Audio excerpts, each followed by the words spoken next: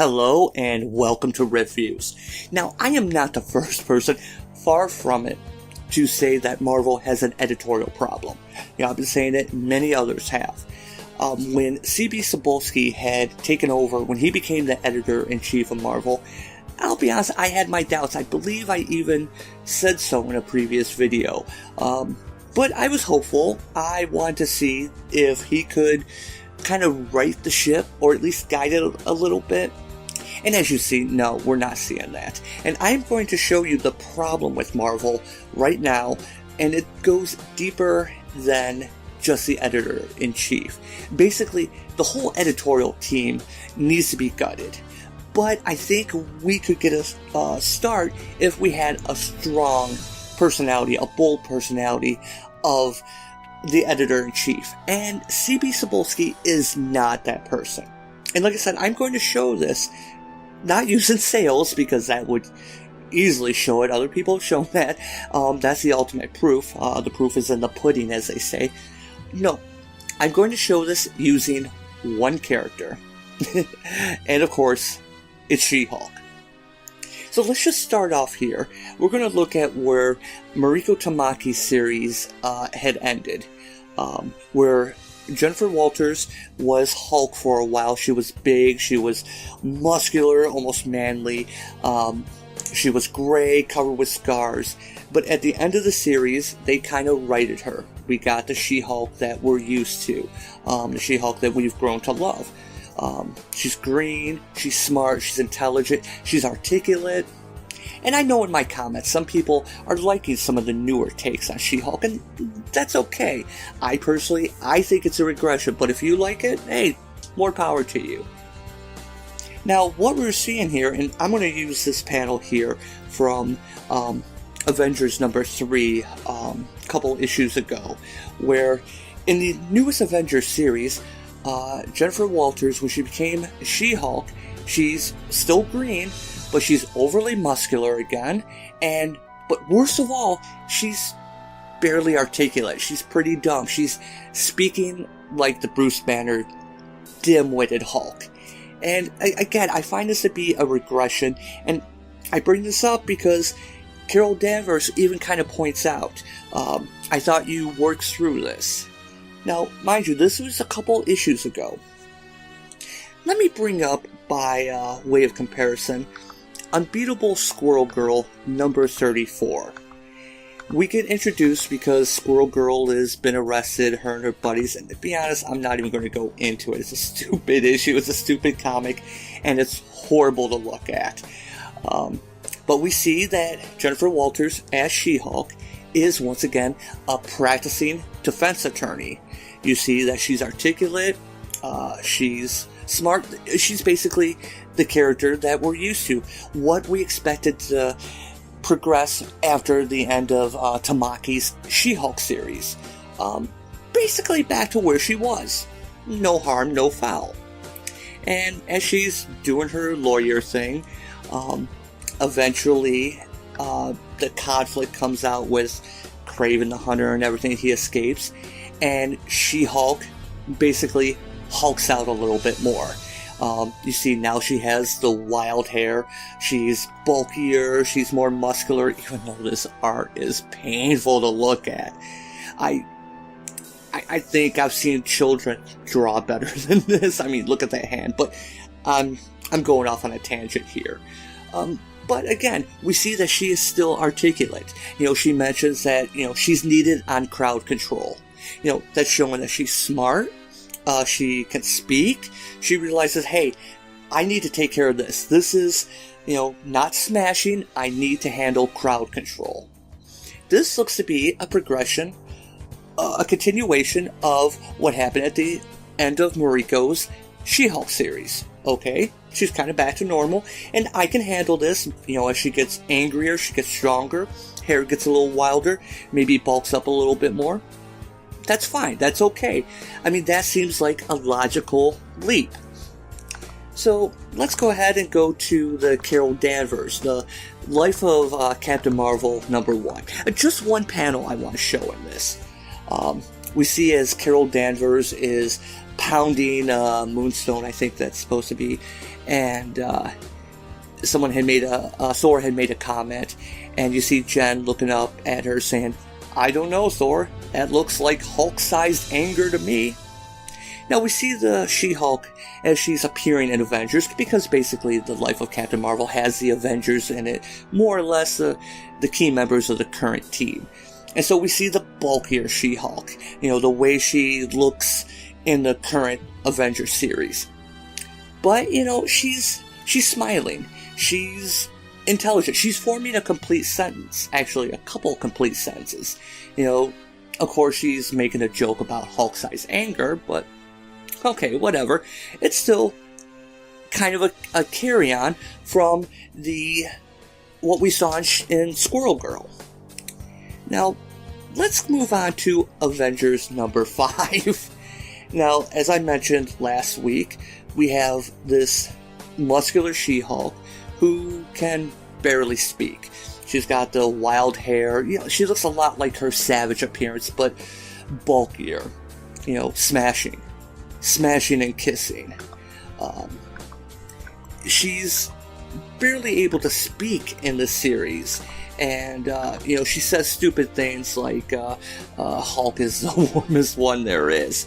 And they do address it where the most sentences she gets are sentence fragments. Hulk change, but Hulk still Jennifer Walters.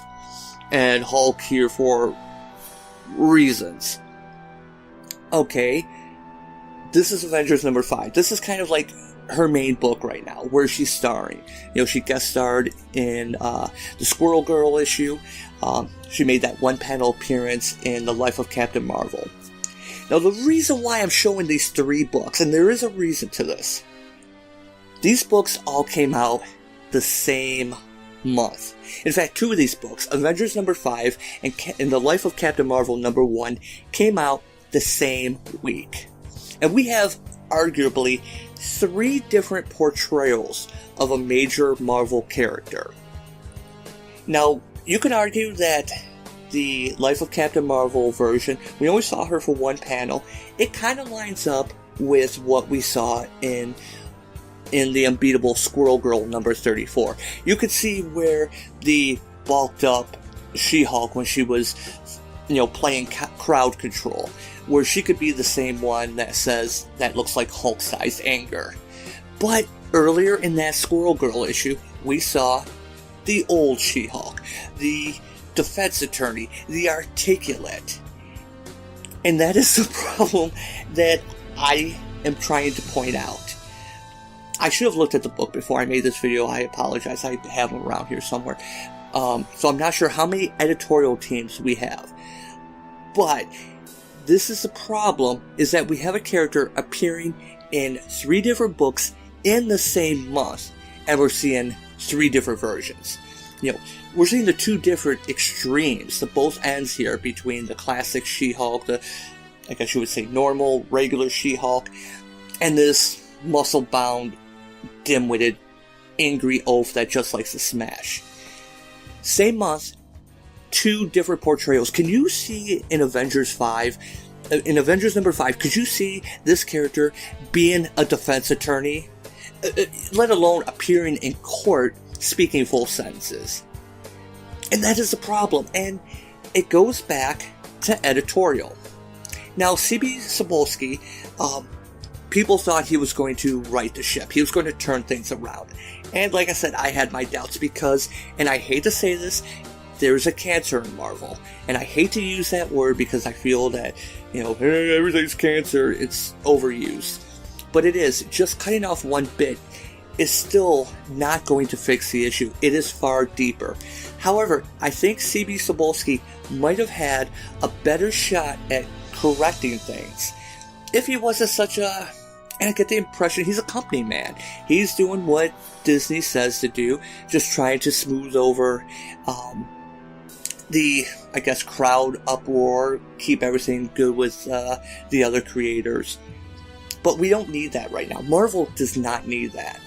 What Marvel needs is Jim Shooter. Now, Marvel was probably at its creative best, and this is personal opinion.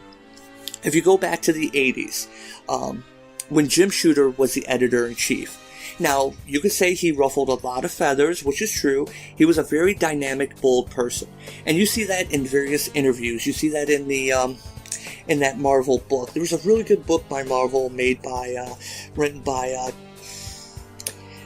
I'm blanking on them at the moment, but, where it talks a little bit about Shooter's so-called brain. A number of creators had a lot of issues with Shooter because he kept them reined in. For example, let's look at the Phoenix Saga. Originally, it was going to end with Jean just being depowered and going off to live life. But Shooter said, no, we can't do this. She has to pay for her crimes for killing the Asparagus Planet. And that's how we got a better story. Shooter, he may have been hard on people, but he was reining them in, and it was leading to better stories. Now, he also worked a lot for creators' rights and royalty pays. He did a lot for that. But he also read every issue. Sure, they went to edit the local editors of that particular brand, but he had the final stamp. And he actually was paying attention. Shooter would have caught stuff like this. It would not have gotten past him. And am I saying that Jim Shooter should come back to Marvel? No, I don't think so. Too many people would complain about that. But what I am saying is that even without pulling out all the editors, Marvel needs someone like Jim Shooter.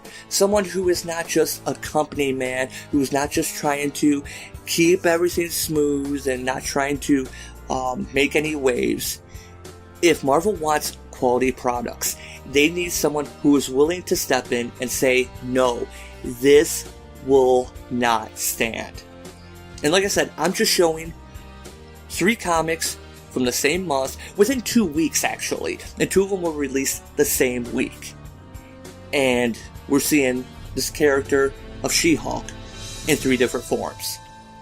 What does that say? How much control does C.B. Cebulski actually have? How much control do the editors have? How much control are they actually exerting? And I'll be honest, it looks like none.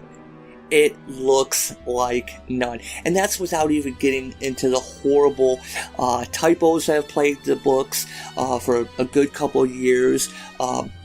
Obvious lack of research into character history. So yeah, I think this is a prime example right here, without even going into sales, why Marvel needs editorial shakeup. They need a new editor-in-chief, someone who has, let's say, someone who has balls to say no. So once again, thanks for watching.